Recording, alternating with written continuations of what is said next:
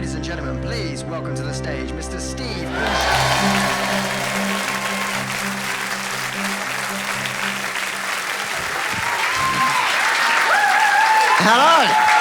Hello. Good evening. So are you well? Yeah. Give us a cheer if you just saw me stuck it out of that curtain. Yeah. Excellent, thank you very much. Filming it tonight as well, so that's going to be on forever. Hello, thank you very much for coming out to my show. You seem in good spirits. Are you well? You've had a good days and stuff?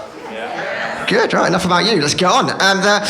I'm Steve. My show is a story. I'm going to tell you a bit of a story tonight. It's a true story, something that happened to me in May of 2014. But before we get on to the story, I sort of feel like I need to give you a bit of background just about me, just sort of explain why I'm like this. So what I've done, not technically a joke, but okay, fine. So what I've done is I've got a picture here. This is my first ever Facebook profile picture. This should solve a lot of the problems. Here we go. This is I looked at this photo. I thought, yeah, that's the one. That's the one I want to be my first ever Facebook profile picture. There I am. You can see it over there? Yeah, delayed laugh, that's fine there. Look at that. Look at me there. Quite cute, aren't I? Sorry, there, quite adorable. I know, they're pretty cute. Have a little guess how old I was in that photo. Don't guess. I'm 18. Look at me, 18 years old. 18. That's a sixth form school trip. Like, I'm 18. I had a car. You wouldn't get in this guy's car, would you? Oh, hey, lads, you want to go to the shops in my car? No, you look like an Eastern European lesbian. Like, definitely... No, definitely not. My school had a very unfortunate policy. If you hadn't been through puberty, you had to hold a flag at all times. A Russian flag. There I am, 80, it's unbelievable. This should explain a lot. Like, this is what I was like. I went to Magaluf looking like that. On a lad's holiday. I thought I was cool when I was 18. I thought I was a bit of a lad, a bit of an alpha male. Oh, look at that, though. I went to Magaluf for a week with my friends, right? I got through 8 books. Like, probably for the best, didn't it? Unbelievable. So, yeah, that's me. And the girl here in the background of the photo, photobombing, is Amy Warburton. And that's the girl the show is about tonight. Amy Warburton there, you can sort of see her, blonde girl. Amy's been my friend since we were like 5 years old. We went to primary school together in Much Haddam. She's the great. She's the funniest person that I've ever met. She's beautiful, she's brilliant. I love her, right? I am in love. Is that obvious? Yeah, I'm in love with Amy Warburton. And I have been for since it's been legal and before. Actually, but the show's about her. We've known each other since like 5 years old. We went to senior school together as well. Like we did loads of cool stuff together. We were in an S Club 7 tribute band. Primary school, yeah, S Club 7 fan. We took it very seriously. I was Bradley.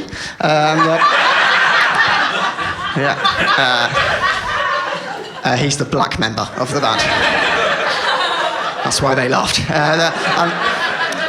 Amy, she was John. We took it very seriously, and yeah, it was great. But we then we went to senior school together. And the thing I loved about Amy was that she became like one of the cool kids at senior school, and obviously I didn't, obviously. But the thing is, Amy still hanged out with me. She didn't care about all that kind of stuff. She still was happy to talk to me, and like. I was a proper geek at school. Like it was unbelievable actually. Like I was a king of the geeks at senior school. Like you'll know exactly who I was. You know the kid who sits at the front of every class and answers every question and has their top button done up and like follows the teacher around at lunch and stuff. Yeah, that kid bullied me. Like I was. Damien Hart, horrible person. If you could see me now, she shouldn't come. But the point is, Amy still had, and I think that's why I did sort of like, she was my first love, I guess. I'm not delusional, by the way. I'm not an idiot. I didn't just like pine after her. She was my first ever proper kiss. Yeah, my first ever proper mouth kiss. What? Where do you do it? My first ever kiss at the age of. Well, it doesn't matter actually. Whatever your normal age is. For your first kiss, it was probably that age. Like 12, isn't it? Yeah, we'll go with 12. 12 years old, very romantic, 12 years old, me and Amy. We were in my car.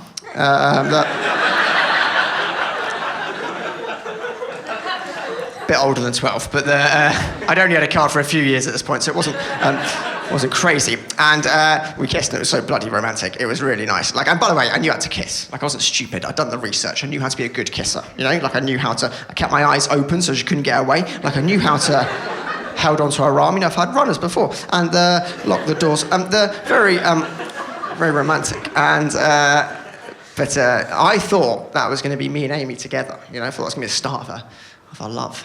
But it wasn't. What happened was Amy went off to university many years later, and she went off to Warwick University. I went to Manchester, and at Warwick University, Amy Warburton met a guy. Yeah, a guy called Rick. Yeah, well done. You've correctly identified the villain of the tale, the arsehole of the tale. Now look, I don't just not like Rick because he's with the love of my life. It's not a jealous thing. He's genuinely not that nice a person. Like, if you met him, it's difficult to explain, but he's not that great a person, Rick. He's who becomes a firefighter? He's an arsehole, right? Who gives blood? Like, genuinely. Oh, my blood's great. Fuck off, Rick. Don't want your blood, mate. So she'd always come back in the holidays, and she was like, oh my God, I've met a guy called Rick. He's so handsome, he's so funny, he kisses with his eyes closed. You know, proper arsehole. And so she was with him, and obviously I was devastating to my future life plans. So this brings me on to the story.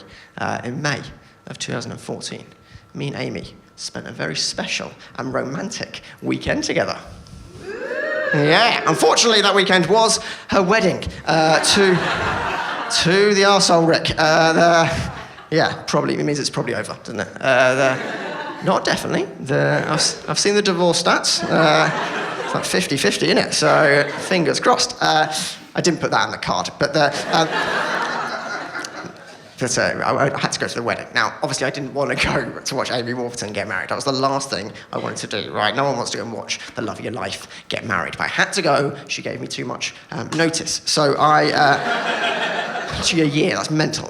So I had to go, right? And I was dreading it for ages. And then, a month before the wedding, Amy rang me up. So April 2014, if you're keeping track. Amy rang me up, and she was like, Steve, I see on your website that you're doing a gig the night before the wedding in Bicester. And you've got to drive from Bicester to Shrewsbury the next day to get to the wedding. She's like, would you mind on the way picking up my dad? He lives near Bicester. Would you mind picking up my dad and bringing him along to the wedding? So obviously, I was like, yeah, this is Amy Warburton on the phone, right? So I was immediately like, yeah, of course. Yeah, absolutely fine. No problem, I can pick up your dad. I love you. Please reconsider your options, right? I didn't play it as cool as that, but difficult when you're crying, isn't it? But I agreed to pick up my dad, right? Obviously, as you would have, any sort of politeness. But then Amy told me this crucial nugget of information, because she'd never really mentioned her dad before, and she told me this crucial bit of information. I had to pick up her dad from prison. Yeah, because he lived there, right? Do you know what I mean? Like, that's where he lived full time. Like, are we clear? He didn't choose to live there. You know, like he was made to live there. Like, doesn't pay rent. You know, we pay the rent. We pay the rent for him. And I never knew her dad was in prison. She never mentioned her dad growing up. I knew she had a single mum. I knew her mum. She never mentioned her dad at all. And I'll tell you why. She'd never mentioned her dad.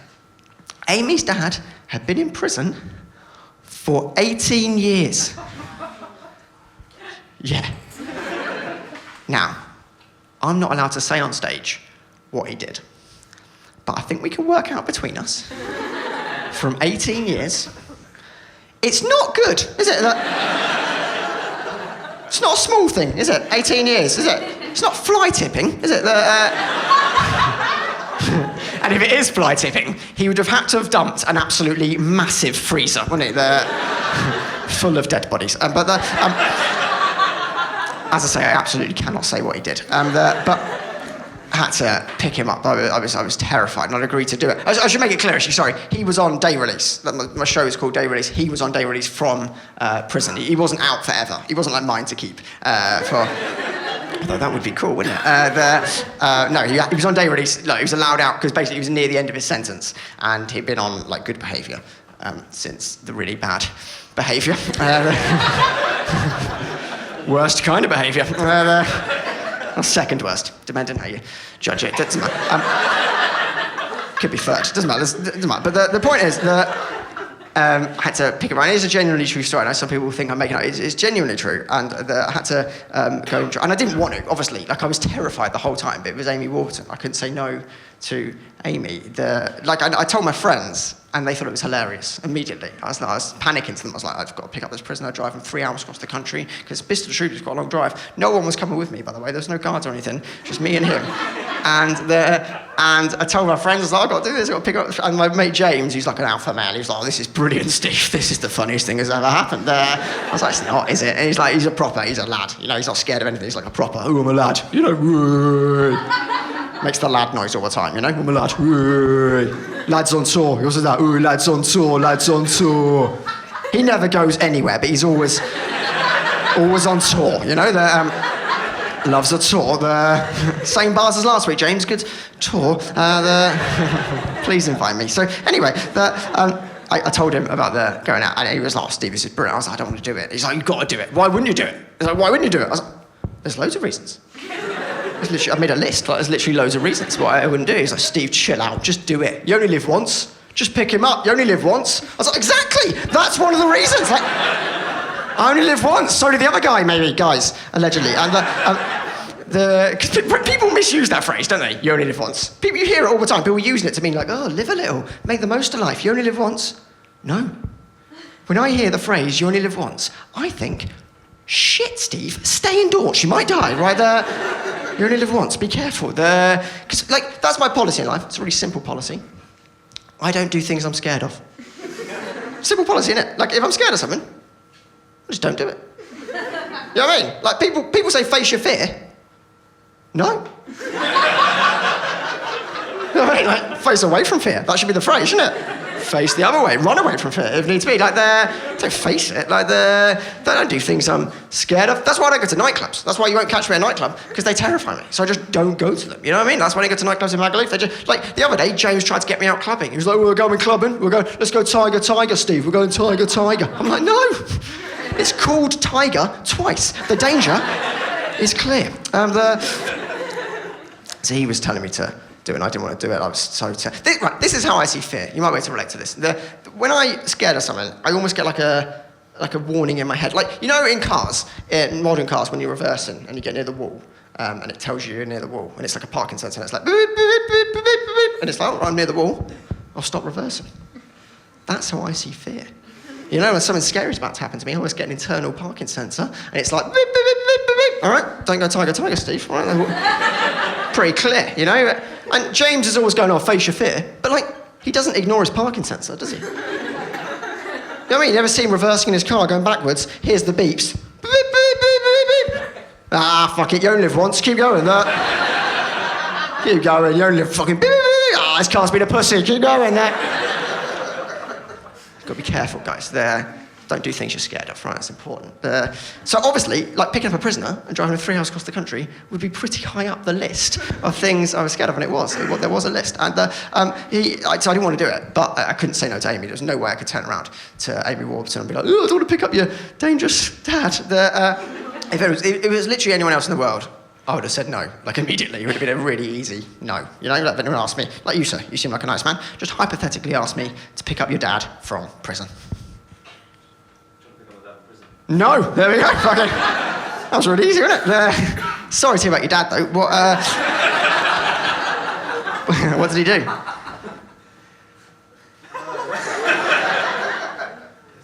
Petty theft. Yeah, good. Keep it light. Could have gone really wrong, couldn't it? I did that once in Edinburgh. I asked a guy, the Edinburgh Fringe, and I said, oh, you know, what'd your dad do? And his mates started laughing around him. And it turned out his dad was in prison. It was a tough rest of the gig. But still do it, just love the risk. Yeah, so I had to pick up, I had to go. So I thought, right, let's just do it, Steve. Let's just do it, yeah, see what happens. And I was so scared. So May 24th, 2014, my bank holiday weekend, myself, in my car. So I did the gig on the Friday night. Saturday morning, had to get there at 7 a.m. Like, I had to pick him up at 7 a.m. The wedding was like 11, so it was like a 3-hour drive. I had to meet him at the car park. It was all arranged. And so I set off my Peugeot 206. That's what I call it. I call it that for how many girls I have kissed in there. Nah. That would be the Peugeot 1. The Peugeot Amy. Please come back. Anyway, so I start driving, and I've got my sat-nav set up. By the way, little footnote, sat-navs do not have prisons saved. They are not a landmark, right? You've got to find them. So programmed in, I start driving. I was so nervous, right? I've got beeps going off in my head telling me not to do it. And also, it was raining. It was a really wet day. I don't know if you remember, May 24th, 2014. Wet day, wasn't it? Really wet day. The pouring with rain. And that weirdly made me more nervous. Because, well, every prison escape I've seen in films and stuff happens in the rain. Doesn't it? Doesn't it? You think about it, every prison escape in films happens in the rain. Like Shawshank Redemption, you know? They all happen in the rain. Not seen enough films really for that joke, but I know it's terrible, because that is an option, isn't it? What if this was just a prison escape? What if this was just an elaborate ploy to bust Michael, that was his name, out of prison? Because we all know every prison escape needs a gullible idiot, doesn't it? Doesn't it? Every prison escape needs some flipping moron to go along with the plan, doesn't it? Oh yeah, sure, I'll pick up your dad from prison, no problem. Here's that passport you asked for. And a gun. I love you, Amy. Let's go to the wedding. Sorry, I'm driving. I get to the Bicester prison. Well, it's just outside Bicester. It's Bullingdon prison. And I pull into the drive. There was no gates or anything. Pull in, because it's a Category C prison, by the way. I don't know if anyone knows anything about prison. Obviously, you know your dad, but it's like different categories. There's different categories of prison. So C is like the least. He's like, he's allowed to move around more, because that's why he's allowed out. Like basically, A is like they're locked up all the time. And then B is like they're locked up a little bit less of the time. And then C is like they're not locked up at all and they just go to weddings and stuff, right? So punishment enough, isn't it? So so it obviously worked its way down the categories. And so I pull into the drive, and it was this big windy drive. There was grass out the front and like a big grey building, and went up this windy gravel drive. Gravel! They could have tarmacked it, couldn't they? They've got enough manpower. But anyway, went up the gravel drive. Went over a cattle grid as well. I went over a cattle grid. I hope that's not their main security measure. You know what I mean? Because unless the prisoners are hooved, that's going to be pretty ineffective. So I got over the cattle grid and got to the car park, where I was due to meet him. It was all arranged. So I parked up, and there was no one like there. It was very early in the morning, couldn't really see anyone, and it was pouring with rain. I sort of looked around, and then I spotted a man. A man stood under a tree, just sort of protecting himself from the rain, and he was a big guy, and he had like a sort of dark blue suit, a light blue shirt, like a gold tie, and shiny black shoes. And it was Michael. He started to walk towards me. And he was big, right? The closer he got, the bigger he got, right? Which is how it works, but that is what he was big, right there. And he was really muscly, right? And he was like heavy set, and he had like thick, slicked back brown hair. He had a tan. I'm not sure where it'd been, but somewhere bloody lovely. So he was walking towards me, and I'm like fucking nervous. And he gets into the passenger seat, he sits down. And I miss the handshake opportunity. The amount of time you could offer someone a handshake. Missed that out of nerves. Just missed it. I just sort of did a weird hello, and then you sort of sat down. The first thing I noticed about him was he had really big hands, like abnormally big hands. Like just like off-puttingly big hands, like the sort of hands that you could, strangle someone with, allegedly. And he pulled his seat back and he stretched his legs out, long legs, into the footwell. So he had long legs, actually, as well, really long legs. The sort of legs that you could strangle someone with, right? Allegedly. And he sat there, and we just sat, and I start to drive. And it was immediately awkward, like palpably awkward. Obviously it's awkward. I mean, I don't know what I was anticipating. Like, we're just two strangers, aren't we? Two complete strangers sitting in a car for what is going to be 3 hours. Like, obviously, it's going to be awkward. We've got absolutely nothing in common. The only thing we've got in common is a sort of bad boy reputation. The only thing we did have in common was our lack of contact with females over the last 18 years. Could laugh at it. Can't talk about that. It's weird. So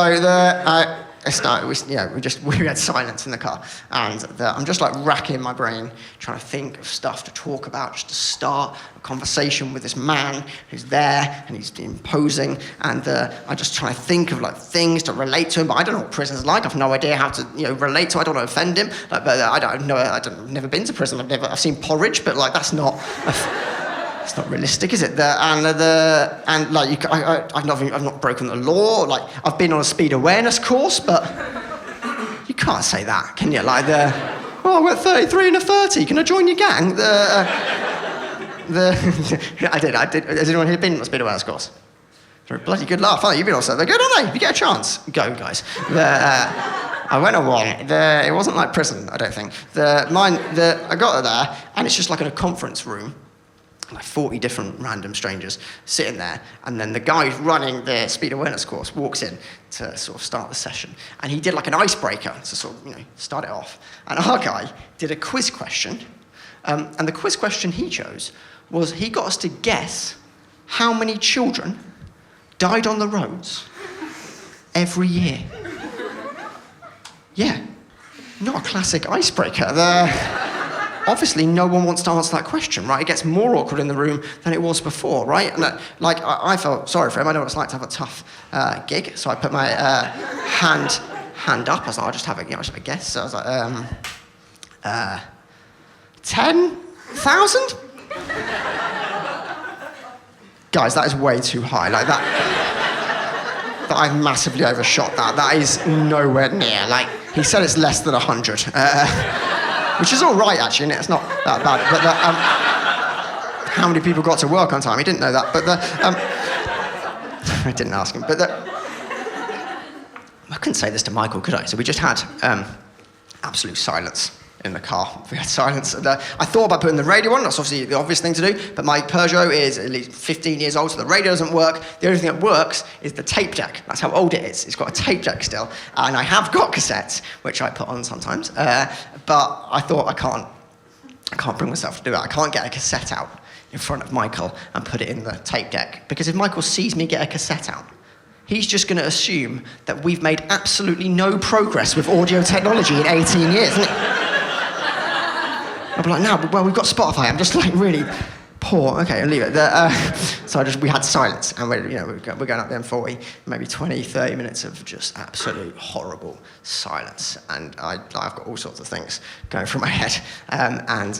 Then we're sort of going up the other motorway, and then Michael breaks the tension. Michael asked the first question. That's how bad the tension got. Michael, a man who's put up with prison for 18 years, but 20 minutes of awkward silence with me is like, fuck it, well, that's too much. I cracked, I'll tell you where the body's at, right? So, allegedly, and he asked a question, a perfectly reasonable question. Michael asked me how the stag do was, how Rick's stag do was, and I told him. I did go on Rick's stag do. The only reason I got invited to Rick's stag do was because I wasn't allowed on Amy's hen do, which is really unfair, isn't it? That is literally sexism. They went to Liverpool as well, like a roller disco. I haven't used my skates in months. I had to go to this stag do in Manchester, and it was the worst night of my entire life. I was telling this to Michael. It was awful, all stag lads, proper lads, like proper, all firefighters, proper assholes. And the first mistake I made on the stag do, and it was a mistake. Now I look back on it. I wore like a knitted jumper, quite a thick knitted jumper. And the stag lads immediately took the piss out of me. Obviously, they're like, "Oi, jumper boy, oi." Jumper boy, oh, did your mum buy your jumper? Ooh, mummy jumper. Ooh. Which, by the way, she did not. My mum did not buy me the jumper, right? I bought the jumper, right? She was there, but I paid for it. Very nice jumper. Very handsome jumper, if you're asking. Red and white stripes it was. Going down. Red and white stripes, all the way down. Very nice, yeah. But I immediately got a nickname from the stag lads of Where's Wally? Yeah, good one, lads. Well done. So I was, Where's Wally for the night? I was like, fine, that's my nickname. I'm just one of the lads, hanging out, you know? I did overhear one of the other stag lads be like, oh, guys, let's be the first to try and lose Wally. I know. That's not how you play it, is it? What a fucking idiot. So, really simple rules, you know what I mean? So I'm there. I've got half of them calling me Where's Wally, actually. The other half insisted on calling me Where's Your Mum? Because I've met some of them before at like Amy's barbecues and stuff like that. And there's like a running joke amongst my friends that apparently I have an attractive mum. Yeah. I've got a MILF. There we go. Yeah, I don't mind. It's fine. I've got a MILF. Let's be clear, though. When I'm saying MILF, it's mum you'd like to fuck. Right there. Are we clear? I'm spelling it with a Y, okay? It just happens to sound exactly the same, right? I'm not attracted to my mum, right? I like her for her personality, but great personality. No one sees it. Anyway, so I didn't mind. I didn't mind the MILF thing. I've sort of got used to that. I've had that since I was like 11 years old, right? I've had it like senior school kids would straight away blow up. Your mum's a MILF. That's fine, right? I feel like. By the way, that is an aggressive acronym to say to my 11-year-old, isn't it? Like, that is like a really aggressive way to put it. Like, just be nice about it. You know what I mean? Just be like, oh, hey, Steve, saw your mum. She's pretty beautiful. Like, thanks very much. I'll tell her at dinner, you know? Don't be like, hey, Steve, I'd like to fuck your mum. Like,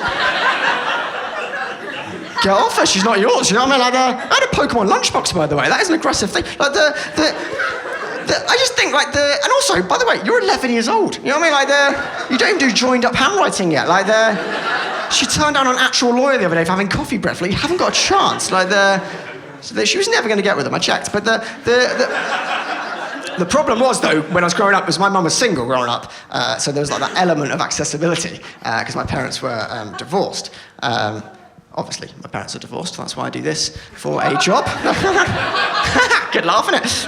So, what a laugh. So I'm there. I'm on the stag do. Half of them calling me Where's Wally. The other half are calling me the Milfy Bar Kid. Very funny stuff. And oh yeah, laugh at their joke. So I'm telling this to Michael, right? And I have to explain to him what a MILF was. And that was pretty awkward. And then the stag night kind of just went on like a normal stag night. I was just trying to not drink as much as them, and just to keep, you know, on the same level. And then we did the classic stag do thing, obviously. We ended up going to a lap dancing club. Yeah. Now, I'll be honest with you, I'd never been to a lap dancing club at this point, and I was pretty bloody excited, right? I'd never been to a lap dancing club before. I'm a big fan of Strictly, so I went in there, right? There's nothing like Strictly in there, is it? They're not doing tango or Latin or ballroom, right? And they do not want requests. Learn that the hard way. The main dance move the girls do, the main dance, is just sort of, they just sort of lower themselves onto people. That's the move, isn't it, sir? Have you been to a lap dancing club? Yeah. Yeah, all right. All right, most people, all right, fine. Yeah, continue, mate. All right. Well, you'll know. It's like a slow drop, isn't it? It's like a slow... Yeah, well, I'll have a go. Perform for you. God, you terrify me. Okay, you're sort of like a Rick character, aren't you? I sort of lower... They lower, don't they? It's like a slow drop. It's like a slow shaking drop. That's the move, isn't it? That's what they do. It's like a slow shaking drop. It's not sexy, really. It's like a slow... It's like my granddad getting into a bath. Like, it's not... Oh, don't slip, Grandad. But that'll ruin it next time you go. Don't get me wrong, the girls were lovely. Very friendly girls. My Russian improved immensely. But one of the girls put all her clothes on the floor, which was, yeah, nice. But it stressed me out. She didn't, like, fold them, you know what I mean? And that's your work clothes, isn't it? But I was watching them, and the stag lads were getting dances, you know, being lads, and Rick was being classic. Rick. Yeah, Rick was being like, oh no, I'm not doing it, I'm a feminist. Such an arsehole, right there, and literally unbelievable. I was watching the girls, right, and the giveaway for me that they're not the best dancers in the world, the giveaway is that they get naked. You know what I mean? Like, that's the last resort, isn't it? For any artist. No artist wants to get naked, do they? No art form at all wants to get naked. Like, if I get my cock out, I'm having a bad gig, you know, like Like, I'm not saying it's never happened, but it was a tough night in Darlington. But anyway, so I'm telling this to Michael. I told him that story. Now, you guys have chuckled at that anecdote. Let me tell you this. If you tell a man who's been locked up for 18 years about how you don't like going out very much and how you resent being taken to a lap dancing club, he doesn't relate to it. Let's play that there. I'm there like moaning about a night out he probably wants to, wished he'd gone on. I'm like, oh, I don't like going out. I don't find it comfortable. Like, I get these beeps in my head. You see, Michael, when I go out, I get beeps in my head. I just sort of go off and I just little beeps. And he's like, yeah, fucking, when I go out, I get beeps in my ankle, mate. Well, he didn't say that. He's not as witty as that. But I thought of it after. But the point is, like, I just moaned about the stag do to him, and like a thing that he wanted to go on. So he didn't ask me any more questions. He just stopped inquiring about it. And I was really annoyed at myself because I just killed a potential opportunity to actually talk. So he just sort of looked out the window again.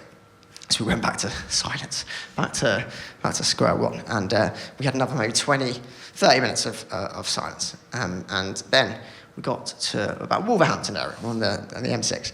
And Michael piped up again. Now Michael, he sort of looked around and he went, Steve, can we get off at this truck stop? I want to get off at this truck stop. Yeah, I was alarmed immediately. But it turned out he was a trucker. Before he got put in prison, he was a long-distance lorry driver, so he knew the motorways really well, right? I know, yeah, long-distance lorry driver. You never hear about those guys doing bad things, do you? So but that was his. So he knew this truck stop. So he wanted to get off, and I sort of thought, well, we've got enough time, so let's go, right? We can, this will be a nice thing. Maybe we'll bond over it, and we'll have, and things will improve. So he directed me off the motorway, and he remembered it. It was amazing. There was no signs or anything. He just remembered where it was, and he was just like left at this roundabout, right at this roundabout, and we got maybe like half a mile off the motorway, and we stopped where he said the truck stop was. And there was nothing there, right? There was no truck stop. There was nothing there. There was an industrial estate over there and like a field over there. There was no truck stop. And then it dawned on me, this is the end. This is it, isn't it? This is the end. This is how I'm going to get killed. Right? This is the moment. I've just let a dangerous criminal direct me off a motorway. I've got no alibi. Like, this is my death certificates can say Steve died to being gullible. Like this is it. And while I was panicking, Michael just looked around and just simply said, oh, I think I've remembered it wrong. He genuinely was looking for a truck stop. I've never felt such relief in my entire life. And he sort of just looked around. He's like, I've gone the wrong place, which is understandable. So I just got my phone out. I was like, I'll just Google the truck stop and we'll go to it. So I just Googled Wolverhampton truck stop, and it came up. The result came up, and the second result on Google said that Wolverhampton truck stop had closed down in December of 2007. It didn't exist anymore, and it was where we were. It was just by the industrial estate, and it closed down. And I sort of showed this to Michael, and he looked like just a bit sad. Like he just looked a little bit almost embarrassed that he had presumed it would still be there. And it was weird. Like the whole dynamic in my head sort of changed, because I just that was the first time in the whole journey that I just saw him as like a human who had missed the 18 years of the world, rather than just some dangerous criminal who was going to hurt me. We just had this moment, and I felt less scared, and he just looked a little bit vulnerable. And I had my smartphone out. And then we bonded, weirdly, over my smartphone. And he'd never seen a smartphone before. He never properly touched one. He'd sort of heard about it. He'd never actually played with one. So I handed over my phone and a Samsung S4. Got an S5 now, doing all right. Still 2 out of date. So I handed over my phone, and he started playing with the phone. And then he accidentally opened a text message up. And then it was in a weird situation where I had to explain to a 60-year-old man a modern text message. And I was like, those things. Well, now, with messages, people often put little pictures at the bottom. Yeah, well, it's a bit like the Egyptians. Yeah. They're called emoticons. They're all emotions. So they all represent emotions. So that's little so that's like happy, that one. If you go through, there's loads. So there's like sad, angry, jealous. Yeah, that one's just an aubergine. No, it's not an emotion. No, it's just an aubergine. Well, no, actually, people use it. Doesn't matter. Keep going, I've never been this far. Yeah, there are jobs, firefighter, the policeman, the man with a turban. That is a bit racist, actually. Yeah, no, everyone loves that one. No, that's the most popular one. Yeah, but it's a poob. It's got lights, isn't it? People love it. We just had this moment. I mean, that's not all factually correct, but the point is we had this moment where we bonded over the phone. He had like questions about the phone. He was messing around with it, and I had answers. So we had like something to talk about, and it changed the whole dynamic in the car because we actually had a sort of on a level conversation. And I sort of turned the car around and went back onto the motorway. And we were going to pull off at the next service station, the welcome break, just up the road. And everything sort of relaxed a bit more on the car. And I thought I would just kill off any remaining tension. So I got him to guess how many children died on the roads every year. He got it bang on, it was weird. And we must get a mailing list or something, I don't know. But that is the stupidest joke in the story. But anyway, we got off. I mean, we pulled into the service station and we parked up and then we got out of the car.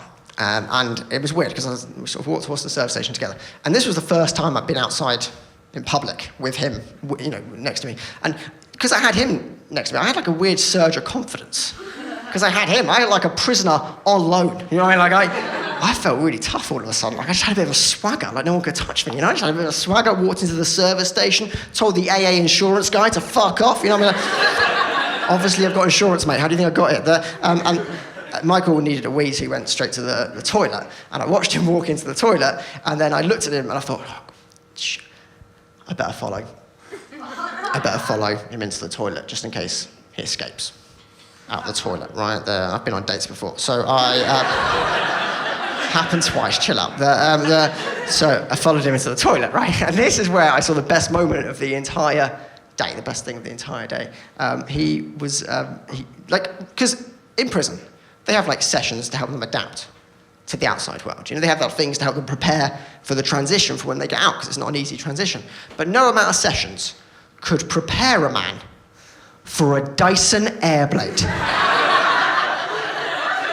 He couldn't believe it. Like, it blew his mind, right? Like that. He's putting his hand in, he's bringing his hand down, he's looking at his hand like it's a new hand, He's like, this is dry, Steve. I'm like, I know, welcome to the future, Michael. And he put it back in, he couldn't get enough of it. And we just had a bit of a laugh about the Dyson Airblade. And we left the toilet together, just laughing and smiling. Just two men leaving the toilet, smiling, with excessively dry hands.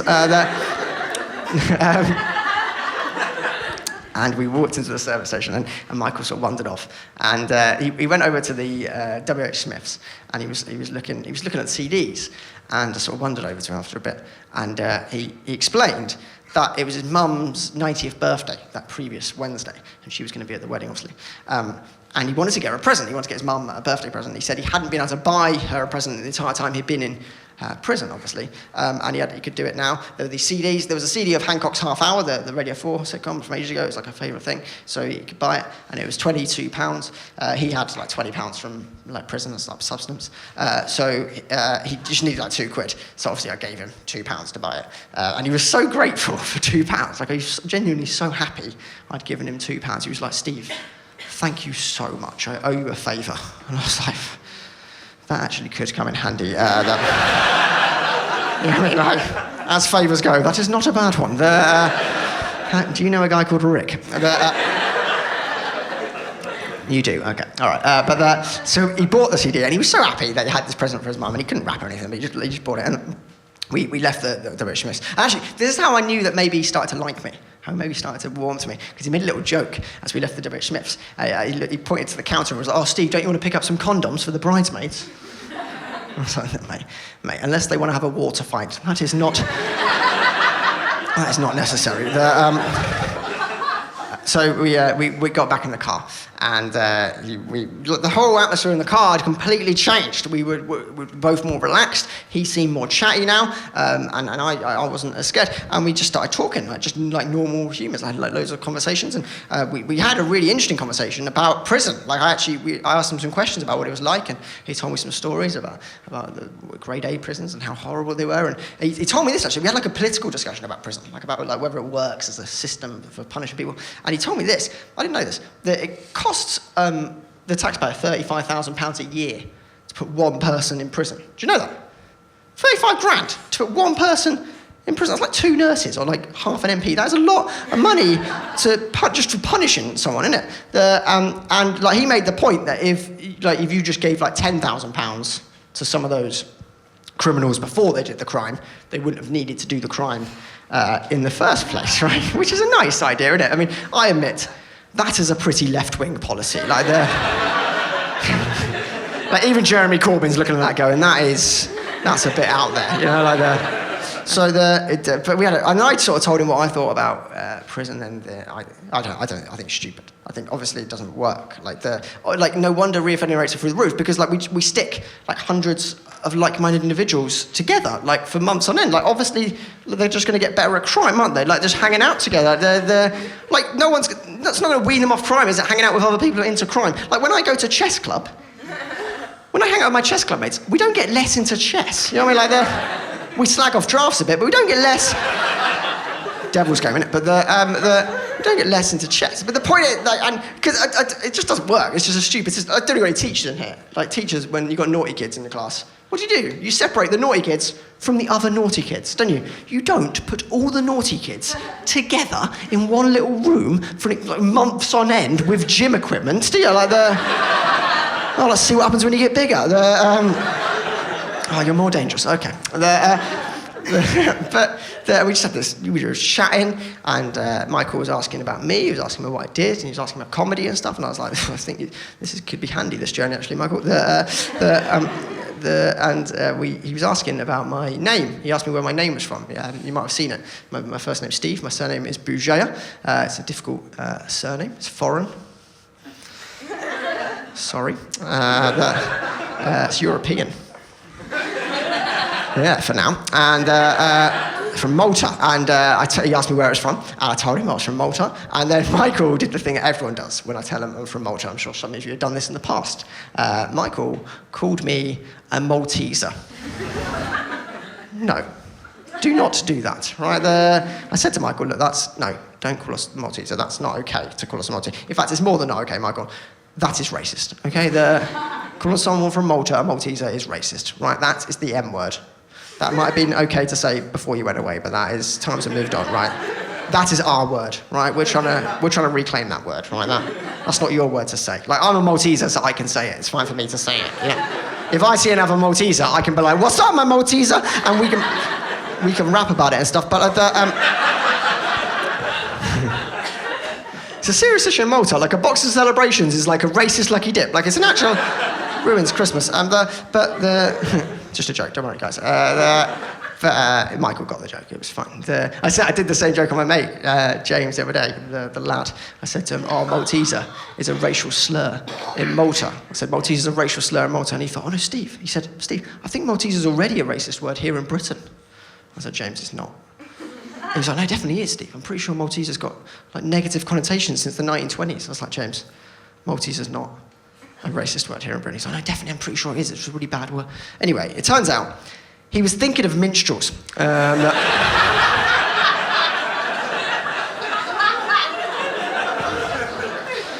All those little chocolate snacks look the same, don't they?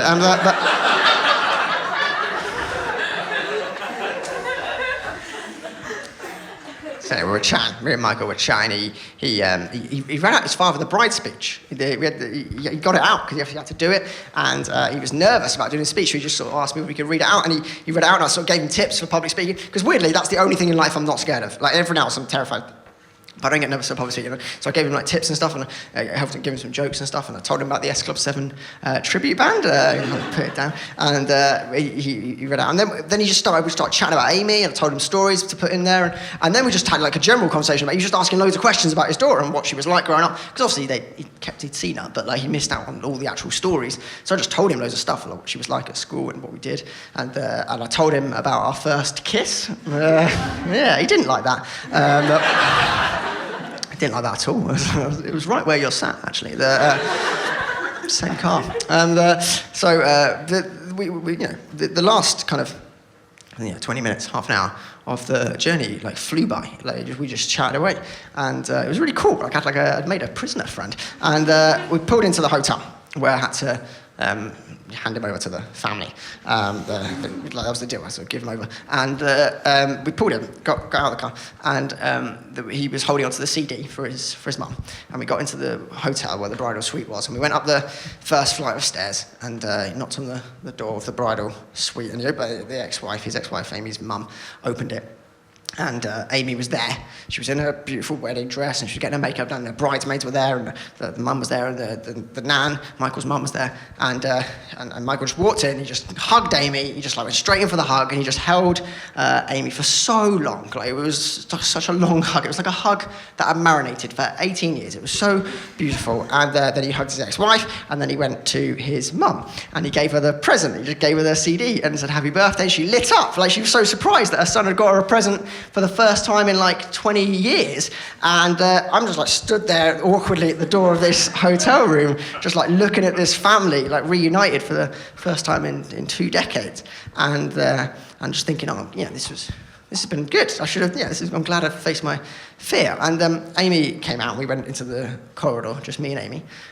She was in her wedding dress, and I was in my suit, just how I imagined it. Every day, and she had a little tear coming down her cheek, and I thought it was just because of her dad, but then she just had a mini meltdown, a slightly sort of just jitters basically, and she just had Steve, is this gonna be all right?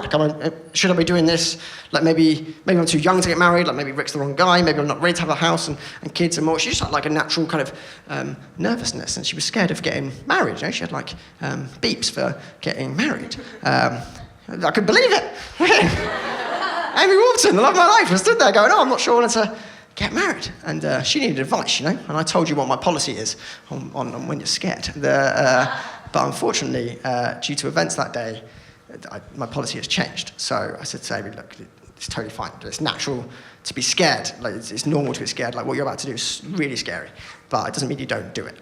You've got to do things you're scared of. Sometimes when you do things you're scared of, the most amazing things happen. I saw a guy use a Dyson Airblade for the first time. That is invaluable. I was you've got to do it. It's gonna be fine. You've got to seize the moment. You only live once.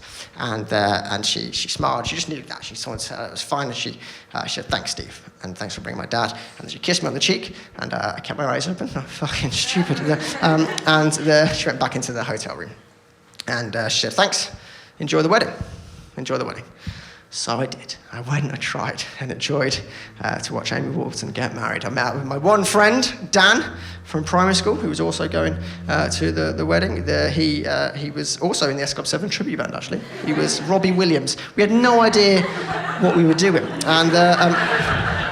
And we went to the church, this beautiful big church in Shrewsbury. We walked into the church, and the stag lads saw me straight away. They're like, "Oh, there he is, where's Wally? Milfy bar kid." So I walked up to the stag lads, and I said, "Look, stag lads, I suggest you stop calling me that. My name is Steve. You'll call me Steve." Yeah, I said it with all the confidence of a man who's owed a favour by a very serious criminal, right there. And then I went and sat with a hen do like I wanted to do in the first place. And they were like, "Nice suit, Steve." I was like, "Thank you very much, my mum bought me." And then Michael and Amy walked down the aisle, and I've never seen a man look so proud. He was just so happy to be at his daughter's wedding. He probably never thought he was going to be there, and he gave his daughter away, and Rick turned up. Such a fucking shame, isn't it? She's such an arsehole consistently. But they got married and stuff, and we went to the reception. There was drinks and canapes, and then it came time for the speeches. And Michael got up to do his speech, and he looked nervous. He looked really nervous, and I was nervous for him, right? And he got up, and he nailed it. It was perfect. It was beautiful. It was the most sentimental, perfect speech I've ever seen, and it was quite funny as well. Not sure why, but it was pretty bloody funny. Then the best man got up, and he was not funny. The best man was awful. It went on for ages. It was not funny at all. Halfway through, I was looking at him thinking, "Mate, just get your cock out. This is so bad." Honestly, it'd be better. and we had the food and stuff, and then Michael had to go. Michael had a curfew, he had to get back to prison, so there was a taxi booked to take him back, and he was just at the door saying goodbye to everyone, so I went over to say goodbye and sort of had my hand down, helping it ready for the handshake. I wasn't going to miss this handshake, and he was saying goodbye to everyone. He sort of shook Rick's hand, and then he came over to me, and he just went straight in for the hug. Michael just hugged me. I was like, fuck you, Rick! I win, you know what I mean? Like, you got the daughter, I got the dad, you know, like, no, I prefer that. And Michael put me down, and he said, thank you very much for bringing me to the wedding. It's been the best day of my life. And I said, no problem. He said, look, Steve, I've been chatting to the stag lads. When I'm out, how about you introduce me to your mum? I was like, fucking, anything you want. Anyway, so he got in the taxi and he went back to prison. It's a totally true story. He went back to prison, but it's been a while since the wedding, and he is out. He's been released from prison. He got out in September of 2015, and he's got a job and stuff. He works and stuff. He works for the prison service. Actually, he works with young offenders, like helping them to not keep on the straight and narrow. I'm a little bit concerned that he's basically giving out £10,000 to young offenders, but yeah, it's a nice thing anyway. And he's seen the show. He came and saw the show, and I was terrified. He came and saw it in Birmingham a few months ago, and I just got a text in the morning from Amy going, "Oh, my dad's coming tonight," and I was like, "Oh, fuck, oh my god, you have to take out some of those allegedly jokes." And Rick came as well, and I was like, "I'm not going to change anything. Literally going to stay the same." And he came, and I didn't get to speak to him after. It was really annoying. I've not really seen him since. And but he sent an email to Amy for me, and he's like, "Really enjoyed the show, Steve. Thank you very much for inviting me. Let me come, and I'm glad you turned it into a story." And at the bottom of the email, he put a little smiley poo face, and I know he got the hang of emoticons. But then he put like 3 windsurfers. So I'm not really sure he knew what he was doing, but. But yeah, it is a totally true story, and unfortunately, Amy and Rick are still very happily married. They actually had their first child like 2 months ago. So yeah, I know that's going to make it a lot harder to break them up, isn't it? But I will. Fingers crossed, the child gets his granddad's genes and just fucking strangles his dad. Allegedly. Thank you very much. You've been an absolute pleasure. I'll see you again soon. I'm Steve Bugeja. Good night. Thank you very much.